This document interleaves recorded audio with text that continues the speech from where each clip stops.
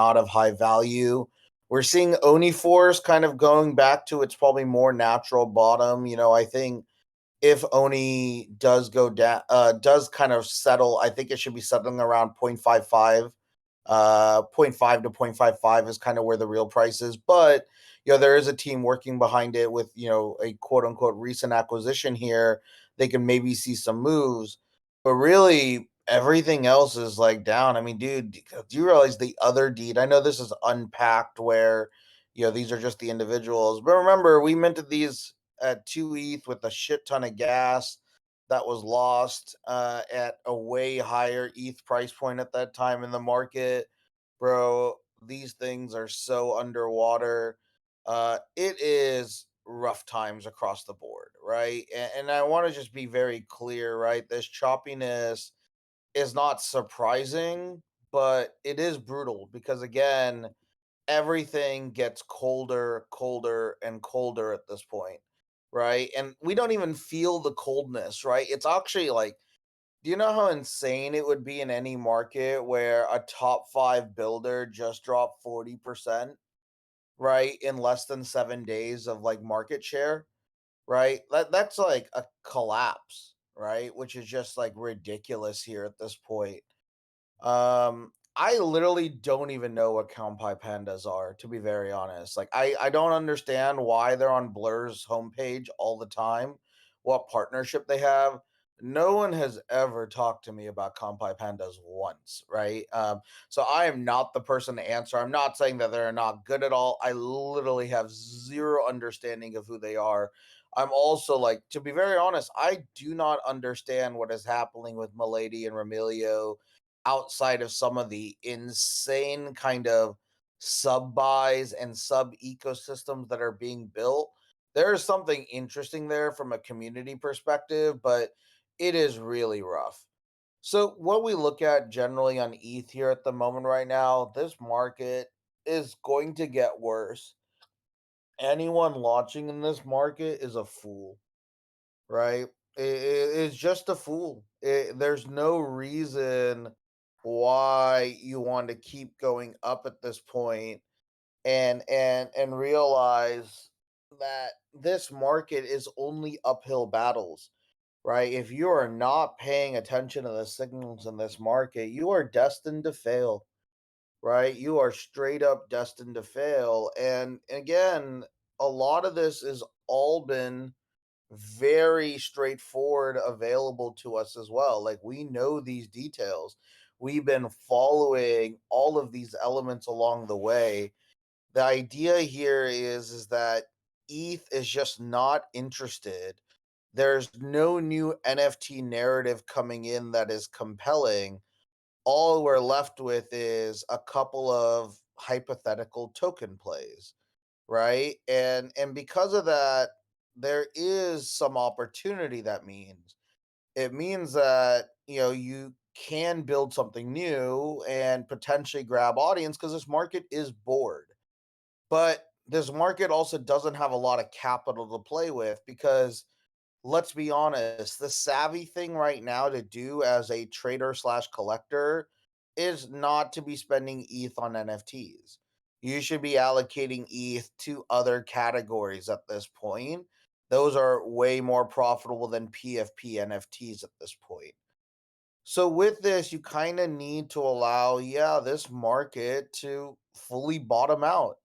And people are rushing at this point to kind of be the outlier. And yes, maybe one person will figure out to be the outlier, but in a market that is so volatile, we believe it is foolish to be the initial outlier, right? You are risking everything, or you're risking a huge swing in your value, and we've seen it consistently. Azuki aimed to be an outlier, gave up 200 million market cap. The Gods aimed to be an outlier, gave up 100 million market cap. The Gods' advantage is at least they didn't dilute, right? Let me be very honest. Like, that's the Gods' huge advantage. While Azuki did dilute, right? Azuki now has to carry another 20K elementals through, which is a lot larger than what eventually the Gods has to manage as well. But again, the Gods are, Frank has two collections to manage now, right? With both Utes and the Gods. But thank God he didn't dilute. God, imagine if this was dilutive as well, bro. Like the gods could be like down to like 3 ETH at this point, right? If there was a dilutive element. So at least Frank was right about that element, and it gives him some credit there.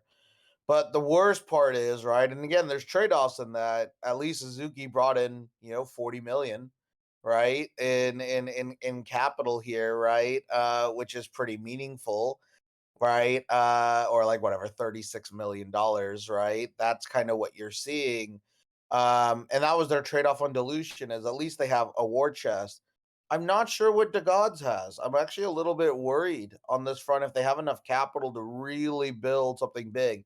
They are bringing partnerships. It's interesting to see what they're doing on the point parlor system, right? Like they're giving away a Tesla, and there's a couple people who are actually like trying to build or get upside in the partnership here as well. So I'm very interested to learn more about this, and see where and whether or not they have enough capital. I think the gods in hindsight made a bad move of returning money to Polygon in a non-dilutive manner.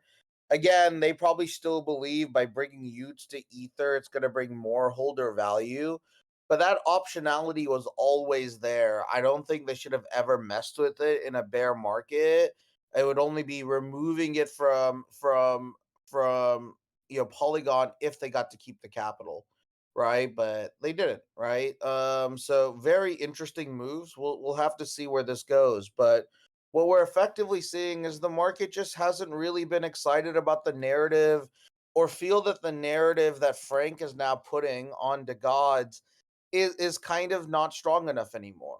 But again, Frank still has one of the largest reaches out there. So, again, it's not something that I'd be fading Frank, but like I'm just not a huge fan of this language of downgrading. I know what he's trying to do and reset expectations, but resetting expectations by pointing expectations downward, right, is just really not interesting to me. I think he's making a huge mistake with his language because, again, right, his challenge is now going to be, and again, you're seeing him, he's trying to swing this language back like, hey, this is where we fell off, but we're back. I'll fall off again. We'll be back. Bro, this is not how good companies scale, though, right? And this is kind of the challenge here. Don't get me wrong, you could have some sense of mistakes, but if we're going to have to deal with, a project to make mistakes half the time, right, and get it right the other half of the time, that's a net neutral play, but most likely in Web3, it's net negative, right? Because again, this as soon as your asset goes up to certain value, the expectations become higher, right? Like Louis Vuitton can't miss on next drops. That's why when they hire creative directors, they have to be on point, right? What was their biggest challenge, right? In their element here is that, when Louis unfortunately lost Virgil Abloh unexpectedly to cancer, right, they had to hire a very prominent men's creative director to push that. And like, shout out, dude, I think Pharrell put out a really great line, and Pharrell did a really, really good job, but the expectations were there, right? They needed to do a really solid job to keep that going. And this is kind of where I think the gods made the mistake, is that the gods tried to lean into their biggest weakness, in my opinion, which should have never been it. I do not care about color theory from the god. That's not what I want to hear from them. It's not what is interesting to me if I were a holder. I would have wanted to see significantly more opportunity behind this on the business model. And he actually has something interesting. That's the crazy thing. Like I'm intrigued on like the points parlors, whatever. Like I'm telling you, that's not the interesting part. The interesting part though is that he's getting sponsorship money through, right? So there's, he's not paying for the Tesla, someone else's, right? He's not paying for the MacBook Pro, somebody else's. That's interesting, right? But sponsorships aren't a business model. Sponsorships are a way to increase margins to an extent to scale. And maybe sponsorships can be a business model if you become large enough, right? Where, like you are FIFA or you are the Olympics, right? Like if you have enough eyeballs, but eyeballs in Web3 aren't really there. So your ability to get sponsorship revenue is usually capped. So, but there's something there. I think you could have led to it. There could have been a more interesting business model there, but we never got that. And I think this is kind of where Frank made the mistake thus far, is that we really didn't get a chance to understand how this business grows. And I think this is causing fears. The question is there a plan for this company to grow? With the amount of net revenue they've brought in, if you consider mint funds part of it, it's over 10, $15 million.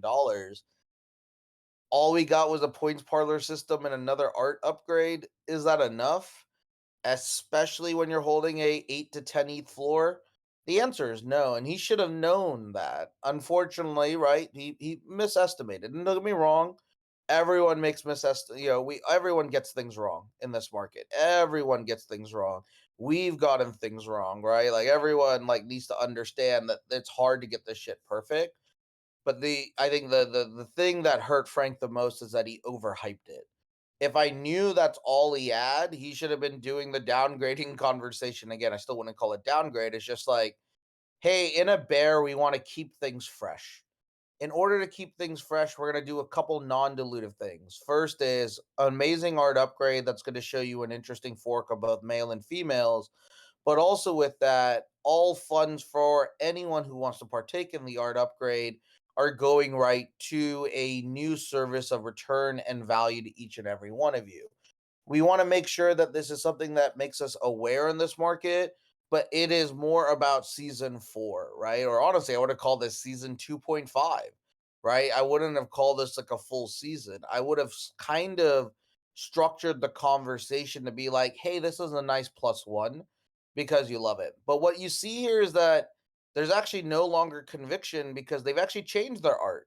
They've now chosen a different art option, right? Instead of the original one at the moment right now, right? And this is kind of where I think Frank needs to probably be more mature with his strategy.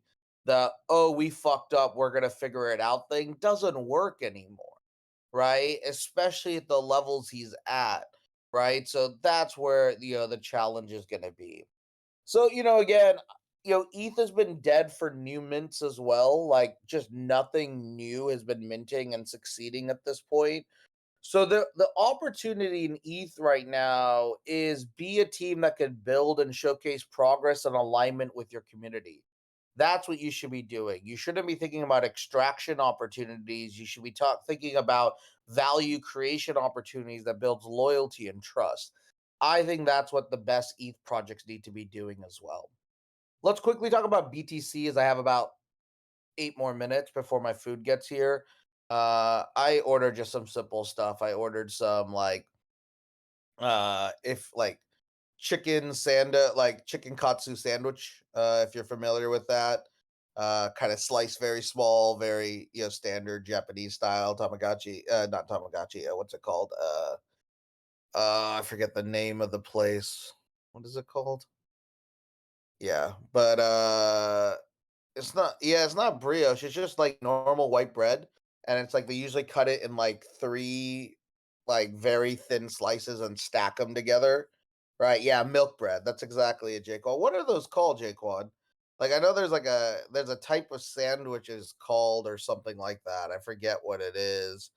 I'm not really sure what the name is, but yeah, okay, Katsu Sando is right. Okay, I'm not losing my mind. Okay. Yeah, so I got that and some Japanese orange soda. So we'll see. I love weirdly trying new sodas and drinks, so pretty straightforward, nothing too crazy, guys. Let's talk about BTC real quick. BTC is in a really tough position, right? I want to be very honest here. But everyone who's talking about BTC knows nothing about BTC. Like, ignore all the influencers; they are dumb as fuck in this market. anyone who wants to compare the ordinals market to the ETH market has zero understanding of the stages of both of those markets, right?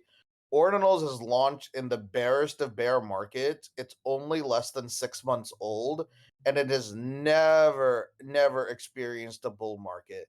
So anyone who's like, let's compare volumes is dumb as fuck. Like, let's be very honest. And dude, like the tier one influencers are doing this shit and they're dumb as fuck. So let me tell you what is interesting about ordinals. The most interesting still thing is OMB. Ordinal MaxiBiz is sustaining. It is actually still the most successful new mint across NFTs in the last like 4 or 5 months. There's no other mint that has been more successful than them, right? On their 2000 supply.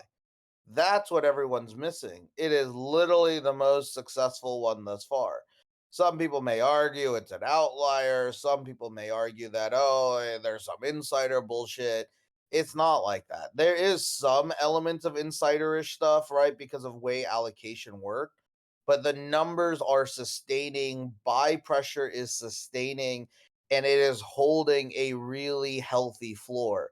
Yes, some of the prices have come down, but again, we're not losing 100 million market caps. The nice thing about BTC is that if there are price movements, you're not seeing a massive collapse of value. Yes, Little People's has massively struggled. That was a poor launch, and to be very honest, there was not really a launch behind it. If I'm going to give you a little bit of insight, BTC founders are boring, like super boring. They don't understand what to do. They don't understand narrative. They don't understand audience. They don't understand any of this stuff. So that market is really getting really stale and really boring at the moment right now. Again, it's going to get better, right? It is going to get better, but unfortunately, there's only one person doing well, and that's OMB. Seas Control's maintaining a little bit here, and then of course there's a few of these OG small sub 1000 inscriptions that are still holding value, right? But here's the honest truth, right? Is that Ordinals needs an injection of excitement and conversation. There is a good catalyst coming up, and that is BTC Amsterdam. And there will be a 1 day ordinals event as well following that. That will be happening in early October. So that's kind of one thing I'd be looking at if I were in your guys' position on ordinals. Would I be minting anything much on ordinals? Honestly, I wouldn't, right? I really wouldn't. Would I still be keeping an ear to the ground on ordinals? Yeah, I'd be curious to see what's happening. Ordinals is still ripe for disruption. There's still large whales that are open to seeing the next new narrative. But in this bear, the amount of the ability to get traction and awareness and excitement for something on ordinals is incredibly hard. I think the only thing that there is even an ounce of excitement left for is abstract ordinals, which is the generative art thing. But again, we still don't know what's really happening with that and what the opportunity is there as well. What everyone doesn't understand is ordinals is going to have huge life, right? And that's the funny thing, right? Even as people in our chat say, Krena, right? Like, Ordinal's dead, though. No, like, this is how dumb the market is, right? Is that most people don't actually read the market, they don't actually understand what the real data is. Don't fall into these influencers trying to tell you what's happening, right? Like, don't at all like fall for this trap. These guys are literally optimized for getting clicks. That's it. There's nothing else they're optimized for, right? That these guys are now incentivized by Elon to get impressions. So the more clickbait shit they can do, right, the crazier it is. So what I want to tell you here in just a couple minutes, because my food is getting here even faster than I thought. The big thing you want to understand very quickly now is that there is an opportunity for a new narrative to come. And this is the challenge, is what is that new narrative that is going to capture the attention? I still think this market needs to bottom out. I still think that there's a lot of stuff that needs to shake out. I still think that a lot of elements need to be improved. And this means even Tribe needs to level up. But you know what's good about this? When the market is dead, they start realizing everyone's starting to realize they need more partners. And right now, there's probably not a better partner than Tribe. So we're getting tons of inbound interest. We are evaluating tons of partnerships, and you're going to see a lot of these come to life here shortly as well. So we have a lot of cool things. We have our own standards, we have our own structures. There's a nice little counterplay here that allows Tribe to work well in a bear. And that's kind of the beauty of our system here, right? Is that even the spontaneous that's lasting 30 minutes has 300 people. Nuts, right? Really fun, really exciting. So I want to say huge shout out to all of you guys just joining in here. We just rolled you guys already automatically about 10 minutes ago. You should be able to, it's still again the same spontaneous saint roll from August 13th. It should all be on your guys' profiles in the next 5 to 10 minutes.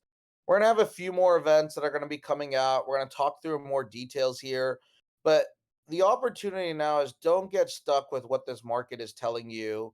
Be willing to think for yourself, be willing to understand the opportunities that are coming forward, and you can really see some cool things happening. So, guys, with that, I'm going to let you all go. Enjoy the rest of your day, and we'll chat soon. Bye bye now.